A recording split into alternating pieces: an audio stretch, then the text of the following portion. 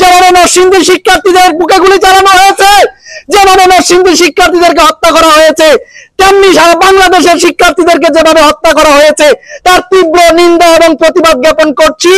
এবং দায়িত্বহীন কণ্ঠে বলতে চাই, যদি আর কোনো পুলিশের বুলেট এদেশের কোন শিক্ষার্থীর গায়ে পড়ে, তাহলে এদেশের পুলিশের সন্তানকে আর কোন শিক্ষক পড়াবে না, আর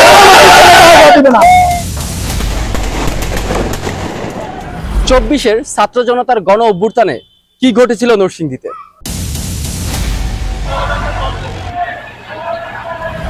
জুলাই আগস্টের ছাত্র জনতার গণ অভ্যুত্থানে নরসিংদীর মুড়ে মুড়ে যে সকল ছাত্র জনতা প্রতিরোধ গড়ে তুলেছিল, আমরা কথা বলেছি তাদের সাথে, জানতে চেয়েছি জুলাই আগস্টের রাজপথের স্মৃতি কথা। আপনারা দেখছেন বেঙ্গল টিভি এবং আপনাদের সাথে রয়েছে আমি নাদিম মাহমুদ নয়ন।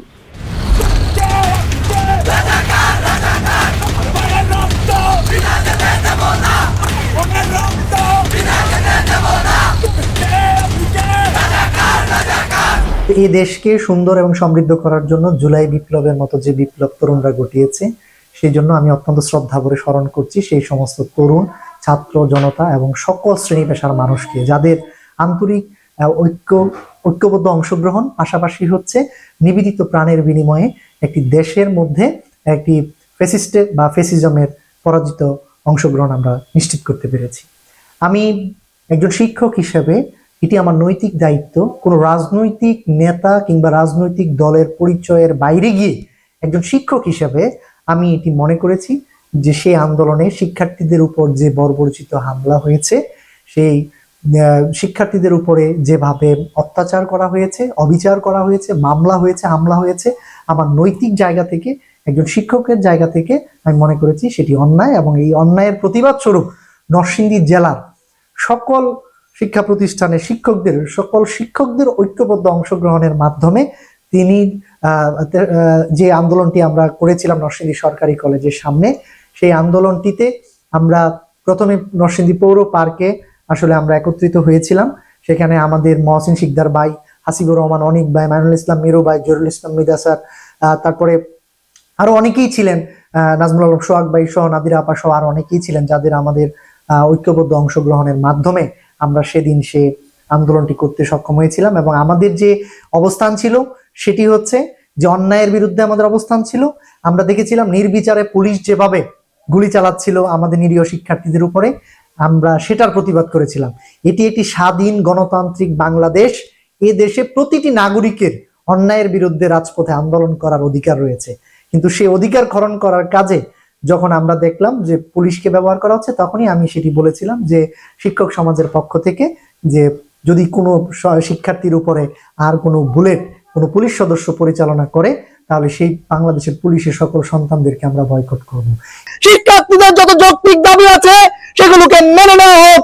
শিক্ষার্থীদের দাবির সাথে নরসিংদী শিক্ষক সমাজের পক্ষ থেকে আমরা আজকে সংহতি এবং একাত্মতা পোষণ করলাম।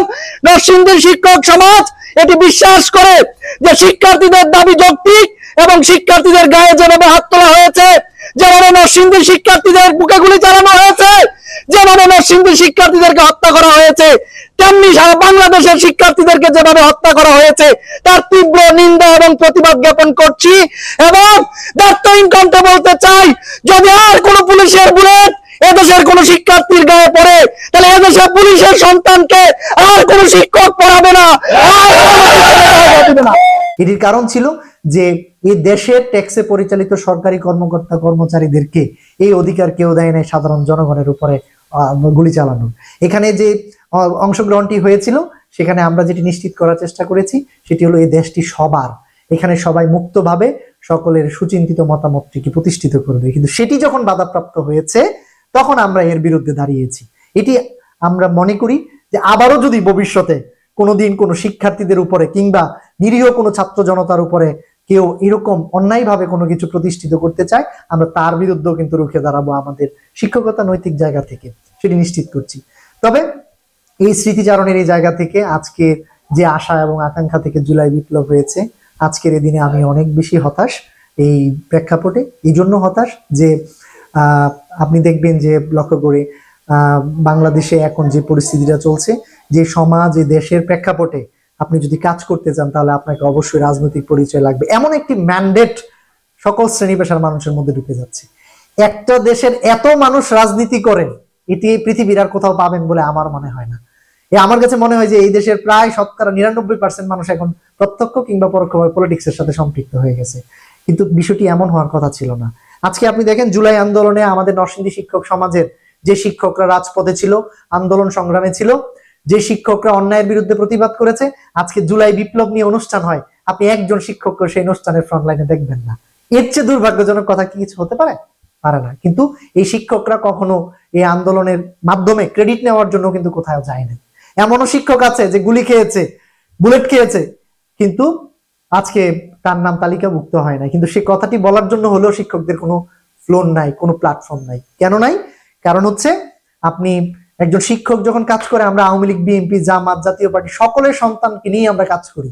আজকের এই প্রেক্ষাপটে আমরা যখন কাজ করছি, আপনি দেখবেন যে আমাদের শিক্ষকদের কেন রাজনৈতিক পরিচয় থাকতে হবে, এই বিষয়টিতে আমি একদমই বিশ্বাস করি না। কিন্তু একজন শিক্ষক সকল শিক্ষার্থীদের উন্নতিকল্পে কাজ করবে, সকল শ্রেণী পেশার মানুষের সন্তানদেরকে তারা পড়াবে। আমরা যখন সেটি নিয়ে কাজ করতে যাই, তখন সমাজের এক প্রকার দুষ্ট শ্রেণীর মানুষ আছে যে শিক্ষকদেরকেও কিন্তু তাদের যে সার্বজনীন গ্রহণযোগ্যতার জায়গা আছে সেখানে এসে তাদেরকে ট্যাগিং দিতে চায়। আজকে জুলাই বিপ্লবে যে শিক্ষকরা অংশগ্রহণ করেছে, সেই শিক্ষকদেরকে আপনারা দেখেন লাস্ট 15 বছরে আমরা যারা শিক্ষা প্রতিষ্ঠান চালাচ্ছি, সেখানে সকলের সাথে আমাদেরকে সম্পৃক্ততা এবং সমন্বয় করে সরকারের বিভিন্ন বিষয়ের সাথে সমন্বয় করে আমাদের প্রতিষ্ঠান চালাতে হয়েছে। কিন্তু আজকে জুলাই বিপ্লবের পরে, আজ থেকে 10-15 বছর পরে আবার যদি দেশে কোনো ক্রাইসিস পরিবেশ সৃষ্টি হয়, এই জন্য এই অন্যায়ের বিরুদ্ধে প্রতিবাদ করার কারণে কিন্তু আমরা শিক্ষকরা আবার সংকটের মধ্যে পড়বো।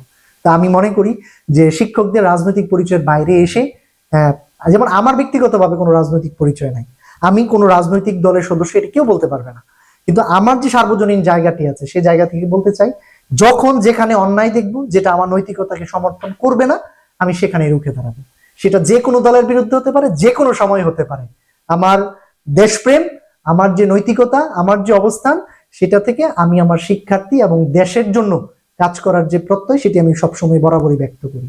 সুতরাং আমি এটা দায়িত্বহীনভাবে আহ্বান জানাতে চাই যে রাজনৈতিক, যেমন আপনি এখন জুলাই নিয়ে যে প্রোগ্রামগুলো হচ্ছে, আপনি দেখেন সব প্রোগ্রামে হয় আপনাকে বিএনপি, না হয় জামাত, না হলে জাতীয়, না হলে এনসিপি, কোনো একটা রাজনৈতিক দলের সদস্য না হলে আপনাকে কোথাও কেউ ডাকতেছে না।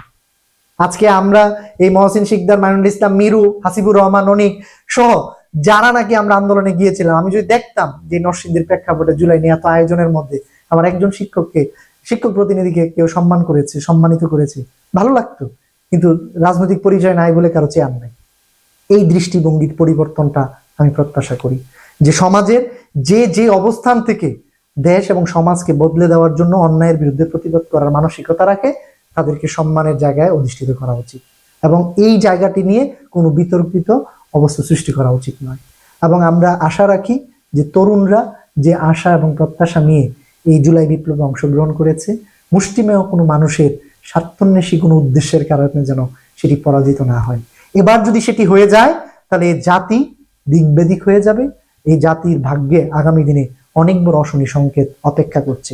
একটি দেশকে, একটি জনপদকে এগিয়ে নিয়ে যাওয়ার জন্য আমি মনে করি এই দেশে এখন আর ইনফ্রাস্ট্রাকচার যে ডেভেলপমেন্ট সেটা গুরুত্বপূর্ণ নয়, আমাদের জনশক্তির যে উন্নতি, আমাদের মানব সম্পদের যে উন্নতি, সেটি নিয়ে কাজ করার জন্য আমি উদাত্ত আহ্বান জানাচ্ছি।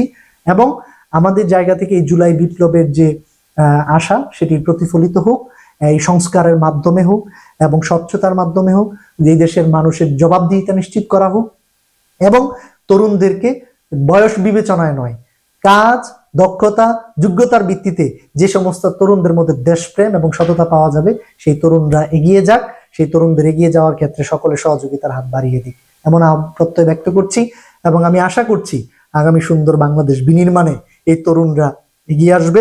এবং আগামী দিনে যদি আমরা আবারও এই শিক্ষকদের পক্ষ থেকে, আমি আজকে জুলাইয়ের এই জায়গাটিতে এসে আমি সেদিনে সেই সকল শিক্ষকদেরকে ধন্যবাদ এবং কৃতজ্ঞতা জানাতে চাই, যারা সেদিন এত সংকটকালীন সময়েও শিক্ষক হিসেবে নৈতিকতার জায়গা থেকে এসে নরসিংদী সরকারি কলেজের সামনে দাঁড়িয়েছিল এবং এই আন্দোলনে শিক্ষার্থীদেরকে সাহস এবং শক্তি জুগিয়েছিল।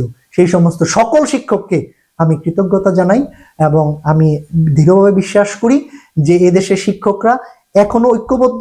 এদেশের শিক্ষকরা আবারও যদি কোনো জাতির সংকট আসে, তাহলে আবারও ওই সংকটের বিরুদ্ধে ঐক্যবদ্ধভাবে প্রতিবাদ গড়ে তুলবে। সে আহ্বানটি এবং সে আশাটি আমি ব্যক্ত করছি।